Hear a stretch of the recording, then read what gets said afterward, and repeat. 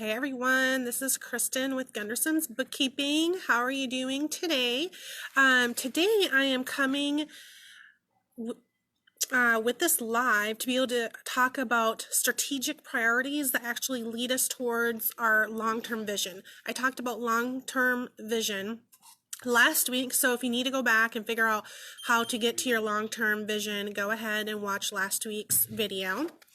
And we are also going to be having these on YouTube, and we would just really love it if you get value out of this to go ahead and share this with your friends. If you're on live, to comment and to do hashtag replay if you're on the replay.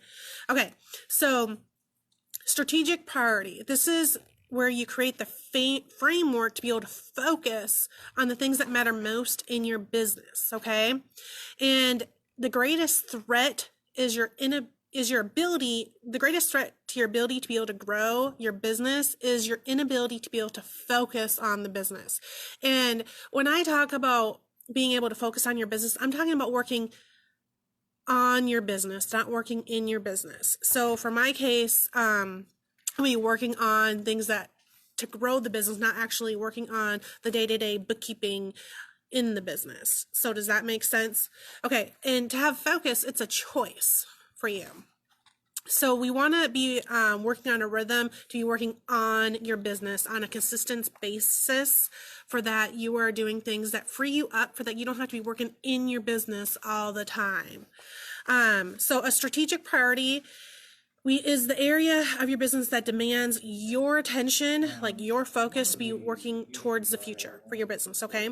The priority will be informed by your mission, and last week we talked about mission. And the priority will move you towards your vision.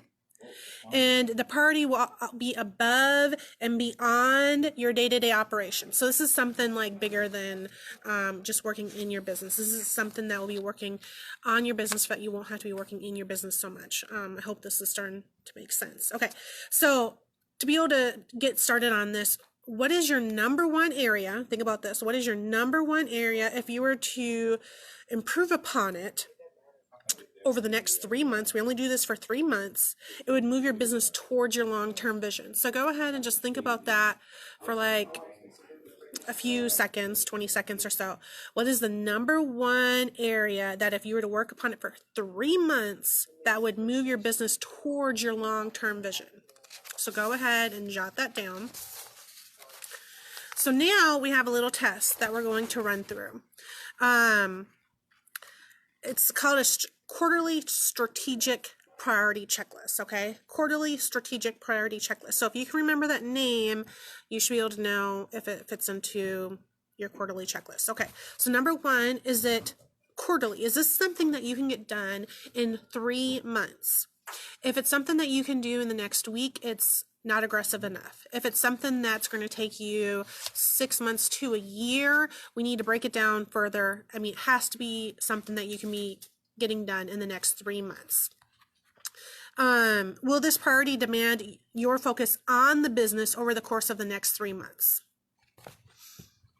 And then, is this priority overly conservative or overly aggressive? I already talked about that.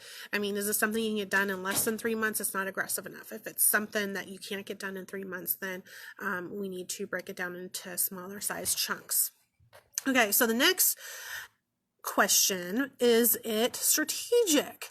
So does the priority represent you getting above and ahead of daily operations? Again, that's getting to work on your business instead of working in the business. Is it something that will get you out of working in your business? Okay. Does the priority contribute to your long-term vision of the business? Remember, everything like your BHAG that we talked about last week, this long-term vision in your BHAG, like, is it going to be working towards that goal? If it's not, then it's nothing that needs to be worked on. And then, will the priority require you to think and act in new ways? This is really important too. All this stuff is getting us outside of our comfort zone. And so it's stuff that we don't necessarily really want to be working on, but we know that it's necessary for us to be working on in order to move our business forward. Okay, so the third question of this test and on this checklist is it a priority? Will working on this priority warrant your focus, energy, talent, and your time? So I think you guys know what that is. Is it like worth enough for you to spend your time and your energy doing this and getting it up and running? Will your leadership team, the people like your management, co-owners, will they agree that this is the area of the business that demands your focus in order to move the business forward? Okay, and then lastly, if an outside consultant came in and observed y'all for a whole week, would they instruct you to apply your focus on this area? If the answer is no, then don't bother working with it. So, for instance, a priority. So say that you want to go ahead and hire a salesperson. Do you really need to be the person to hire that salesperson, or would your time be better spent if you were to create a process for, say, like your office manager to be able to hire a salesperson? So those are things that you want to think about. If you create a process, this is kind of like, do you feed them a fish or do you teach them how to fish? You go ahead and teach them how to fish so that they can continue to fish and to feed themselves. So creating processes and procedures in your business is really important for that.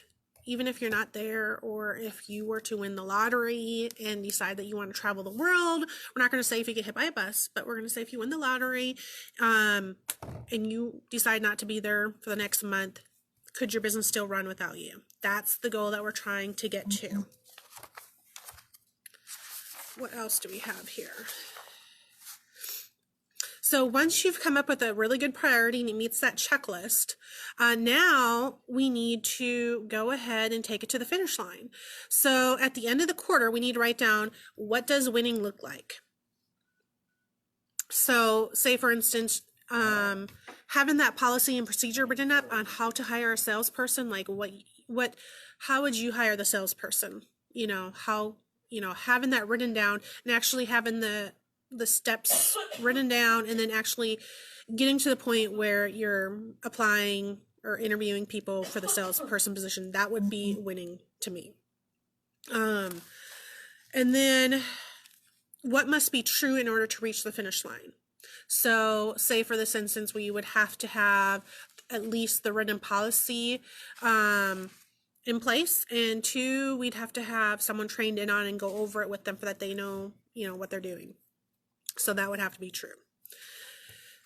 And then the next one is you want to be accountable.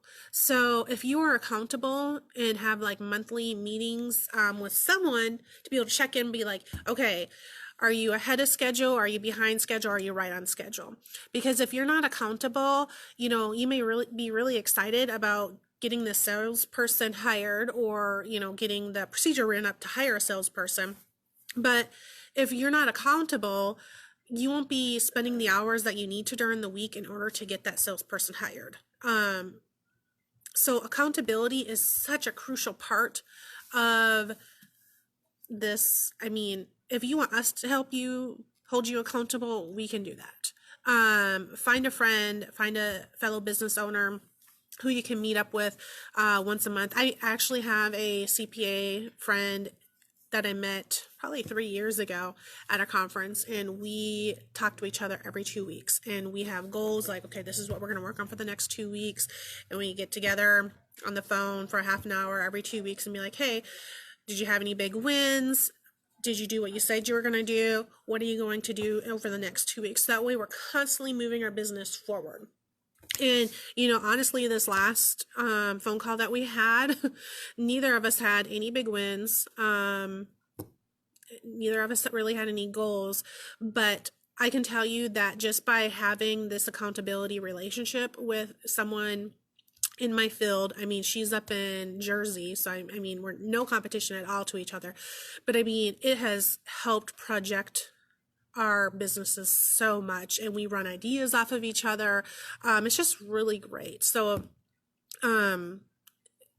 let us know if you need an accountability partner, and we can see what we can do. But I hope this was helpful for you. So again, this is just really narrowing down the strategic priority to be able to get you to your vision. And these will be every 3 months. We're going to create a new one at the end of the quarter. Before the next quarter starts, we're going to sit down for a half a day, block out on your calendar, half a day for the next year for the next 4 quarters, when you are going to be writing down your strategic priorities, coming up with your goals, and what you need to be doing in order to get to your goals, what it will look like for you to be winning, and then what needs to be true in order to get there. So yeah, go ahead and mark off a half a day each quarter to be able to work on this. And then also find yourself an accountability partner for that. You can